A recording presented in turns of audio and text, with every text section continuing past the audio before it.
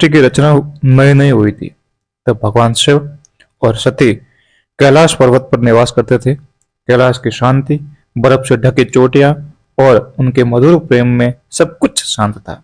एक दिन माता सती को बहुत तीव्र भूख लगी। वो बड़ी विनम्रता से शिव से बोली, प्रभु, मुझे बहुत भूख लगी है, कृपया कुछ भोजन दीजिए। शिव मुस्कुराए और बोले, हे देवी, अभी समय नहीं हुआ है, थोड़ी देर प्रतीक्षा करो, मैं स्वयं भोजन की व्यवस्था कर दूंगा। पर सती की भूख असहनीय हो चुकी थी। उनके भीतर एक अधीरता उठी। वो सोचने लगी, शिव सर्वशक्तिमान है, फिर मुझे क्यों प्रतीक्षा करनी पड़े। उनके मन में एक तीव्र इच्छा जगी और उसी क्षण उन्होंने अपनी बुद्धि खो दी। भूख के आवेश में उन्होंने एक ऐसा कार्य कर दिया जिसकी कल्पना तक कोई नहीं कर सकता था। उन्होंने स्वयं भगवान शिव को ही निगल लिया। क्षण भर में चारों ओर अंधकार छा गया, ब्रह्मांड कांप उठा, सूर्य की ज्योति मध्यम पड़ गई और दिशाएं धुएं से भर गई।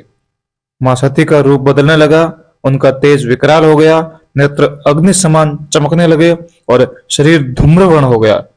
उनके बाल बिखर गए और मुख से निकला धुआं सारे आकाश में फैल गया। वो अब वही कोमल सती न रही, वो बन चुकी थी धूमावती देवी, जो धुएं और शून्यता की अधिष्ठात्री है।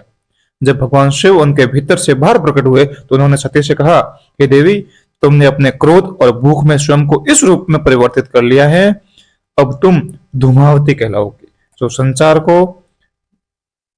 संसार को यह सिखाएगी कि मोह, क्रोध और इच्छा ही दुख का कारण है। सती ने तब अपनी गलती समझी। उन्होंने सिर झुकाकर कहा, हे प्रभु, यह रूप तो भयानक है, इसमें सौंदर्य कहाँ। शिव ने मंद मुस्कान के साथ कहा, हे देवी, सौंदर्य सदा बाहरी नहीं रहता। तुम्हारा यह रूप संसार को सिखाएगा कि जब सब कुछ मिट जाता है तब भी ज्ञान और आत्मशक्ति बनी रहती है। यह रूप लोगों को वैराग्य, संतोष और ज्ञान का मार्ग दिखाएगा। तब से धूमावती देवी विधवा स्वरूपा कही जाती है। वे किसी भौतिक सुख की नहीं बल्कि आध्यात्मिक जागृति की प्रतीक है। उनका स्वरूप हमें यह सिखाता है कि जीवन में जो कुछ भी अस्थायी है, धन, सौंदर्य, यश, उससे मोह न करो। अस्थायी वस्तुएं हमेशा आज नहीं तो कल खत्म होने वाली है, क्योंकि जहां सब समाप्त होता है वहीं से आरंभ होता है सच्चा आत्मज्ञान। जो धूमावती देवी भय की नहीं बल्कि त्याग, धैर्य और ज्ञान की देवी है।